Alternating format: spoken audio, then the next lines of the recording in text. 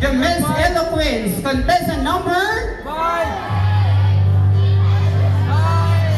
candidate number sure mo? Number 5. So we have the decision of our experts. So our Miss Eloquence is none other than candidate number number 5. ano yung result? Mandi mo magyaw-yaw. Kung dyan na nagkis ko magtagay dyan, magdilibakay. Ano si Shaman, ana-ana. Okay, ladies and gentlemen, Miss Eloquence contestant number you're right. Once again, candidate number 6.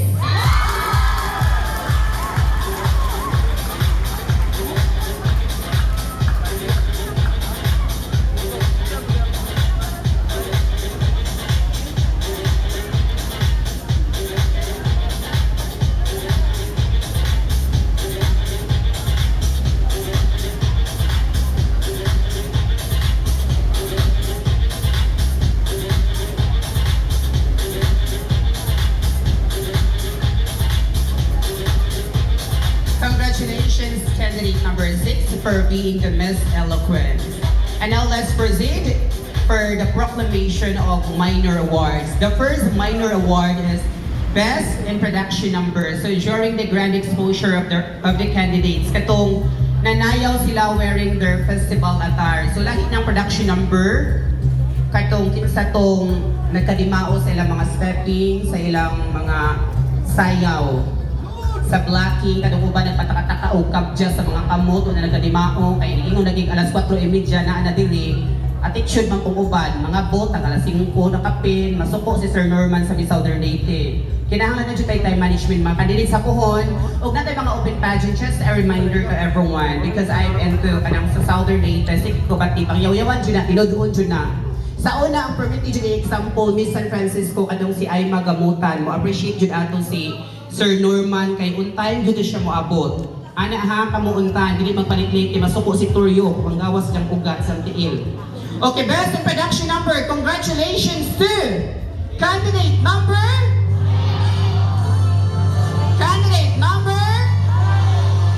you are right, it's your lucky night, candidate number 6.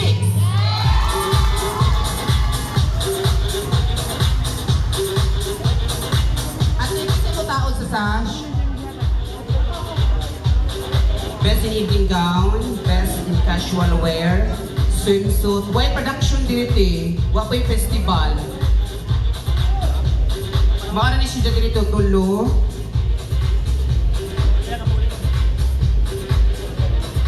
Okay, ang atong SK chairwoman na laman ang open the sash and to give the cash.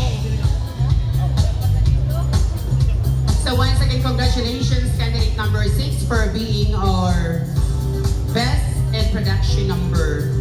And for the best in festival attire, the best in festival attire is awarded to the lady who best showered her individuality and personality while showcasing her sense of fashion in her sexy festival attire. Okay, ladies and gentlemen, best in festival attire. Congratulations, candidate number? Candidate number? I can hear you, candidate number? You are right, candidate number 6.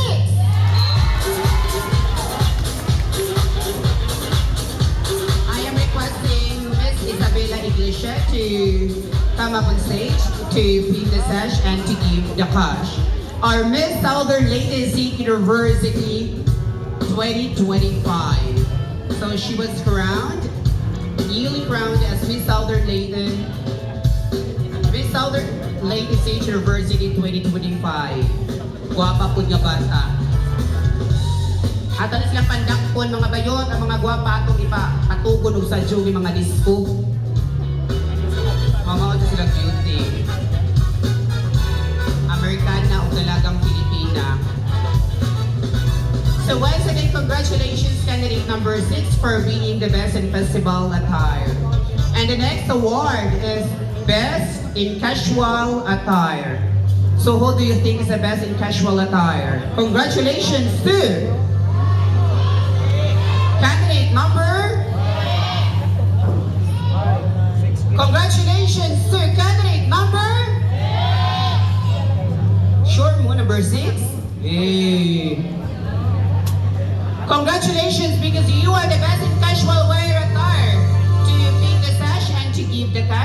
requesting Honorable Anita M. Iglesia, the punong barangay. Best in Casual Attire, congratulations, candidate number? Candidate number? You're right, candidate number 5!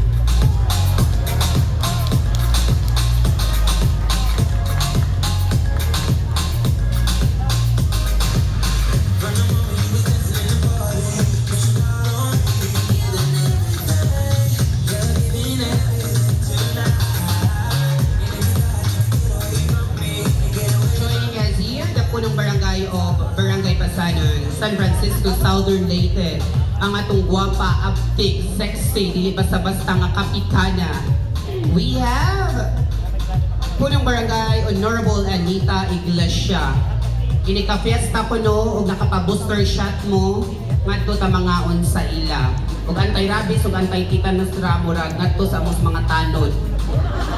Congratulations, candidate number 5 for being the best in casual attire.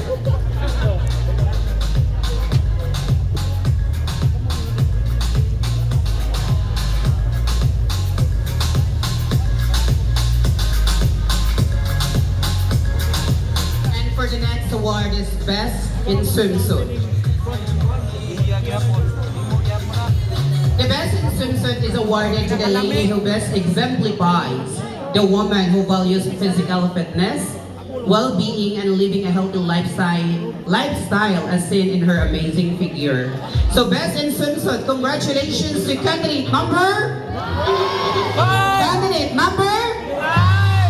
Sure mo? Wala tayong mga judges. Best in swimsuit. Again, congratulations, candidate number? Candidate number 6.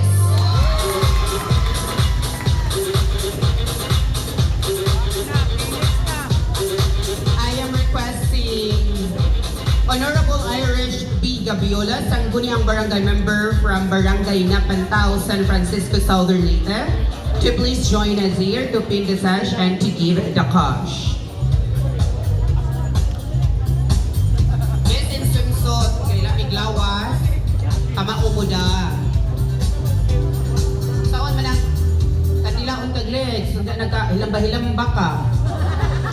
Di siya na pwede, masuko Diyos ko answer Diyo na kino matong chairman.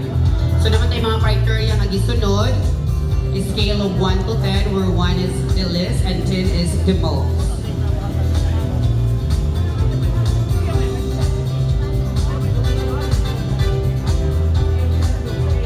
Congratulations once again, candidate number 6 for being the best in swimsuit.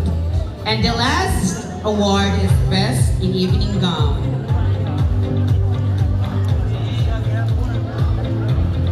The best in evening gown is given to the lady not with the most beautiful gown, but to the lady who looked most beautiful wearing an evening gown. This lady exudes sophistication, grace, elegance, and glamour in all one.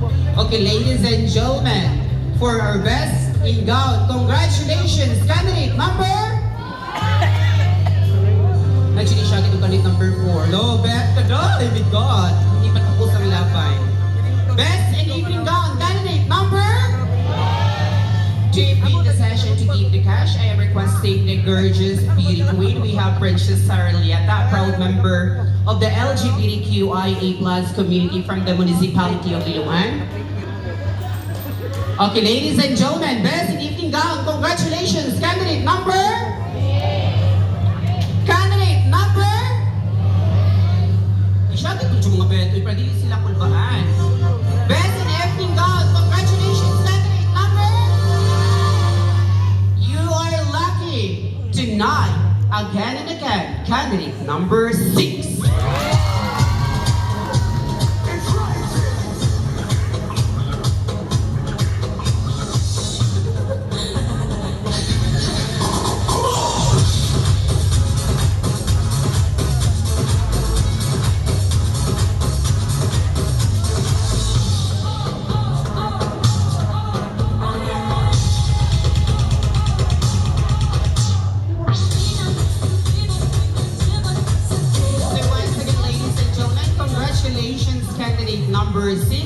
for being the best in evening gown.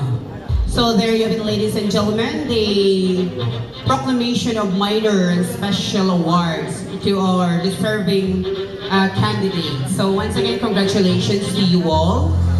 Bisag wala tayong award, ayaw ko pagpakawag paglaon. Hindi pa tapos ang laban. So now, we have reached the moment where we are to reveal our top 3 candidates. After revealing our top 3, the remaining candidates will undergo the final question and answer portion for us to determine who goes home with the title of Miss Pasanon 2025. Okay, ladies and gentlemen, I have here the result, the final verdict of our experts. Mag-announce ako sa top 3 team, kaya para ng uban, wixit, na maghilak-hilak, na mag-post na kuan, not bad for a first timer. Yung ilang makeup artists, mag-ready na po na silang line. Still, congratulations to my candidate for being ana-ana. O na karga, bawa ni mga candidate o proud to put ni bitaw siya rin. Okay, ladies and gentlemen, I have here the result for the top 3 finalists in no particular order. So, dili matawag ang iyongan, hudoot ang mayor, tagaan-tag ayuda. AX, card, or sa paman, Charis. Okay, ladies and gentlemen, our top 3 finalists, congratulations because you are part of the top 3 finalists. Let's step forward. Candidate number? Obviously, you are part of the top 3. Candidate number 6.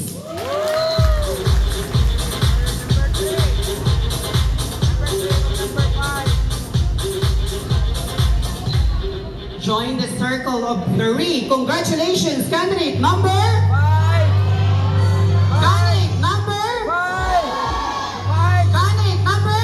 5. You're right. Candidate number 3.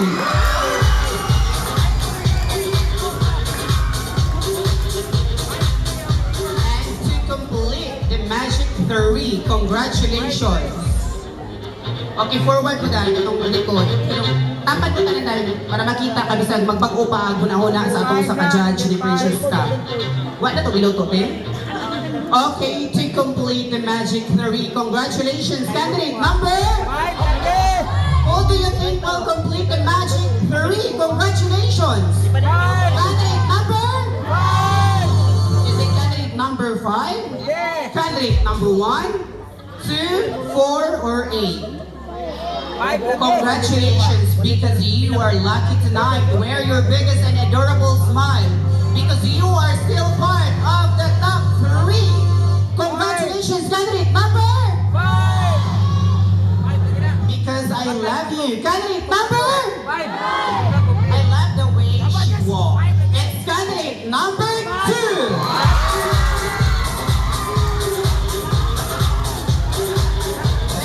Ladies and gentlemen, our top 3 finalists. So let's give them a round of applause, please.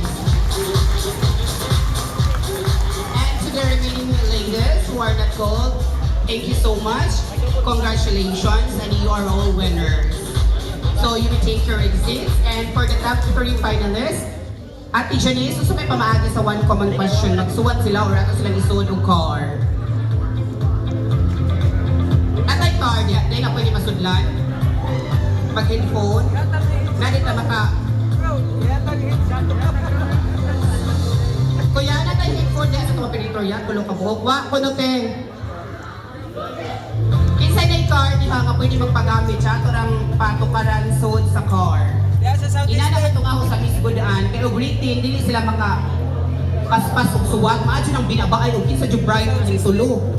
Kay maraton na uban, kaya ni uban ka na murag pasaong kamot, gamay na masuwag. Kaya naman sa sakyanan mo. Taguan ba? Ha? CR? Hindi mabati man niya kayo. Inside na i-card, it has a soul. A soul, sorry, sa gawa.